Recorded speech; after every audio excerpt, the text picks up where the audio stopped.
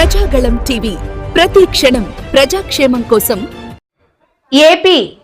ఏపీలో పోలీస్ వ్యవస్థ పూర్తిగా విఫలమైందని, పోలీసుల సమక్షంలోనే దాడులు జరగడమే అందుకు తాత్కారమని వైసీపీ నేత ఆర్కే రోజా అన్నారు. ఇబ్రహీంపట్నంలో టీడీపీ గూండాల దాడుల ధ్వంసమైన మాజీ మంత్రి జోగి రమేష్ నివాసాన్ని రోజా, ఎమ్మెల్సీ కళ్యాణి, పలువురు నేతలు పరామర్శించారు. అనంతరం మీడియాతో మాట్లాడారు. ఇళ్లను తగలబెట్టే విధంగా ఎలా విసిరివేశారో మనం కళ్ళారా చూస్తున్నాం. ఈరోజు మనం ఆంధ్రప్రదేశ్లో ఉన్నామా, ఆఫ్ఘనిస్తాన్లో ఉన్నామా అని అర్థం కావట్లేదు.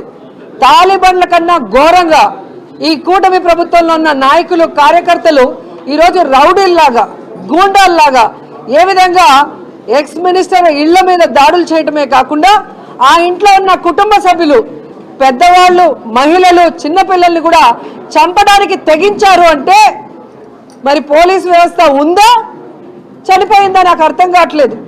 ఎందుకంటే కాపాడాల్సిన పోలీసులే ఈరోజు అండగా ఉండి వారి సమక్షంలో వారితో కలిసి ఈ దాడులు చేస్తుంటే వాళ్ళు చూస్తూ ఉండటం అనేది చాలా సిగ్గుచేటని కూడా ఈ సందర్భంగా తెలియజేసుకుంటున్నా.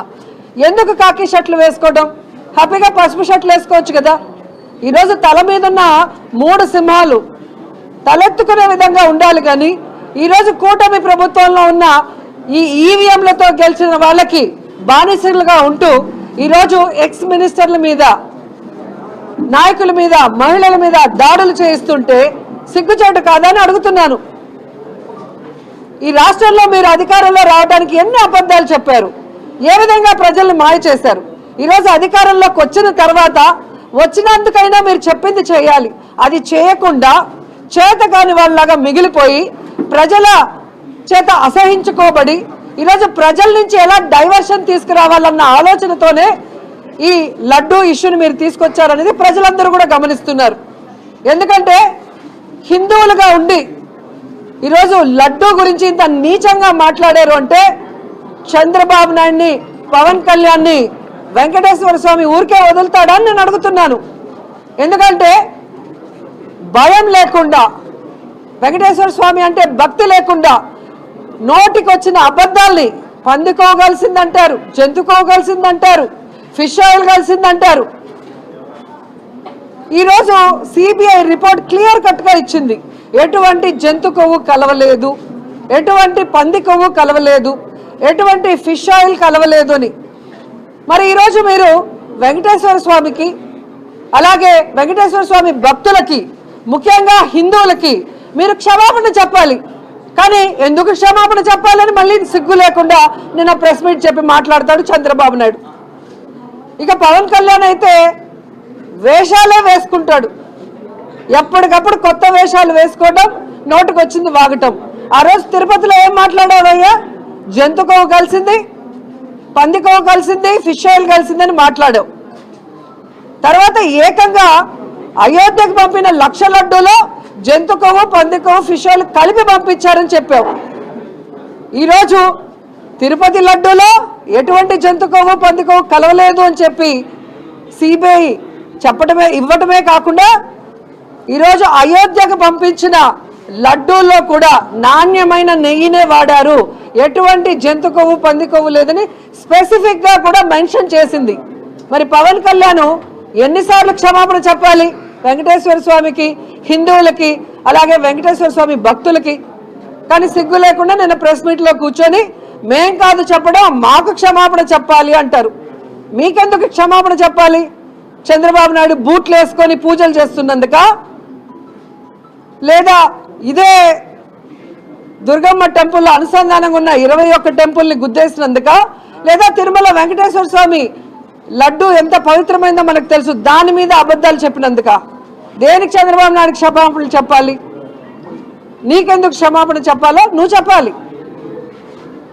ఈరోజు మీరు ఏదైతే మళ్ళీ ప్లేట్ ఫిరాయించి ఆ లడ్డూ ఇష్యూని డైవర్ట్ చేయడానికి సిబిఐ మీ తప్పు అని తెలియజేసింది ప్రజలకు తెలిసిపోతుందని ఈరోజు అంబటి గారి మీద ఏ విధంగా దాడి చేయడానికి మీ ఎమ్మెల్యేల్ని, మీ గ్రంథాలయం చైర్మన్ని, మీ నాయకుల్ని ఎలా ఉసిగొల్పారు?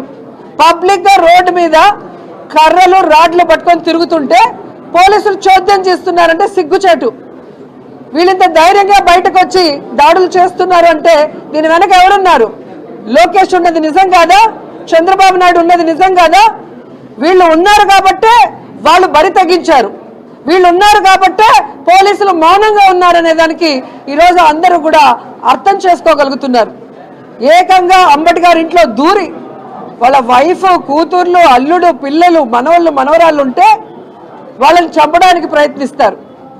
మళ్ళీ సిగ్గు లేకుండా ప్రెస్ దగ్గరికి వచ్చి మేము దాడి చేస్తాం, ఇలాగే చేస్తాం, మళ్ళీ మాట్లాడితే ఇంకా కొంతమందిని తీసుకొచ్చి ఇంకా పెద్దగా చేస్తామని ఒక ఎమ్మెల్యేగా ఒక మహిళ మాట్లాడుతుంటే ఆమె మీద, ఆమె మొగుడు మీద ఇంతవరకు కేసు లేదు.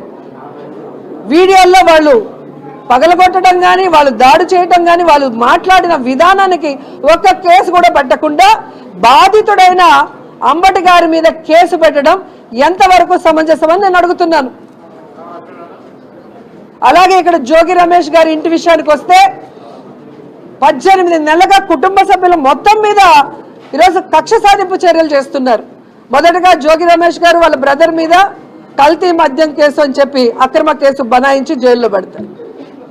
వాళ్ళ కొడుకు రాజీవ్ మీద కేసు పెడతారు, సాక్షాత్తు వాళ్ళ సతీమణి మీద కేసు పెడతారు. ఇవి చాలదన్నట్టు గతంలో ఇంటి మీద దాడి చేశారు. ఈరోజు ఏకంగా పెట్రోల్లో యాసిడ్ కలిపి విసిరివేస్తున్నారు. ప్రొఫెషనల్స్ని పెట్టి ఆ ఇంట్లో వాళ్ళని సమాధి చేయాలన్న ఒక ఆలోచనతోనే ఇది చేశారనేది స్పష్టంగా విజువల్స్ చూస్తే అర్థమవుతుంది. ఏం మాట్లాడేశారు అంబటి గారు, జోగి రమేష్ గారు అంత ఘోరంగా నేను అడుగుతున్నా.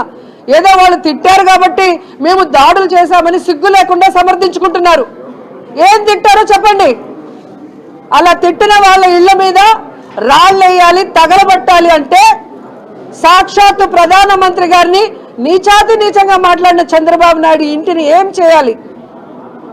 మోడీ గారి గురించి, వాళ్ళ భార్య గురించి, వాళ్ళ తల్లి గురించి నీచాతి నీచంగా మాట్లాడాడు చంద్రబాబు నాయుడు. హిందీ రాకపోయినా ఆ హిందీలో అదే సాక్షాత్తు ప్రధానమంత్రి మోడీ గారిని బాలకృష్ణ మాట్లాడాడు. మరి ఆయన ఇంటిని ఏం చేయాలి అని అడుగుతున్నాను. నా తల్లిని దూషించారు, 5 కోట్ల రూపాయలు ఖర్చు పెట్టి అన్ని ఛానల్స్తో దాడి చేయించారు అని సాక్షాత్తు పవన్ కళ్యాణే చెప్పాడు లోకేష్ మీద. మరి ఆ రోజు పవన్ కళ్యాణ్ మనుషులు అనుకున్నంటే లోకేష్ ఇంటిని ఏం చేసి ఉండాలి ఒకసారి చెప్పండి. అమిత్ షా తిరుపతికి వస్తే ఏ విధంగా రాళ్ళే ఇచ్చాడు, ఏ విధంగా ఆయన మీద చెప్పులు వేయించాడో మీరందరూ చూశారు. మరి అమిత్ షా చంద్రబాబు నాయుడు ఇంటిని, ఆ వేసిన కార్యకర్తల నాయకుల ఇంట్లను ఏం చేయాలో ఒకసారి మాట్లాడండి. నా గురించి బండారు సత్యనారాయణ మాట్లాడాడు. ఎవడైనా అన్నం తినేవాడు ఆ విధంగా మాట్లాడతాడా? వాడిని ఏం చేయాలి, వాడి ఇంటిని ఏం చేయాలో ఒకసారి చెప్పండి. మీ తెలుగుదేశం పార్టీలో, జనసేనలో నీచాతి నీచంగా మాట్లాడతారు. పైన చంద్రబాబు నాయుడు నుంచి కింద స్క్రాప్ వరకు ఎమ్మెల్యేలు లేదు, వాళ్ళ కుటుంబ సభ్యులు లేదు, వాళ్ళ పిల్లలు లేదు, అందరి మీద మార్ఫింగ్లు చేస్తారు, అందరి మీద కేవలంగా మాట్లాడతారు. పచ్చ ఛానల్ని కూర్చోబెట్టి ప్రెస్ మీట్ పెట్టి వల్గర్గా మాట్లాడతారు. మరి మీ ఇళ్ళను ఏం చేయాలి, మీ కుటుంబ సభ్యులను ఏం చేయాలని ప్రశ్నిస్తున్నాను. మేమే రెచ్చగొడుతున్నాం ప్రజల్ని, మీరు రెచ్చగొడుతున్నారు. ఈరోజు ప్రజల్ని భయభ్రాంతులు చేస్తుంది మీరు. ఎందుకంటే ఎక్స్ మినిస్టర్లు మమ్మల్ని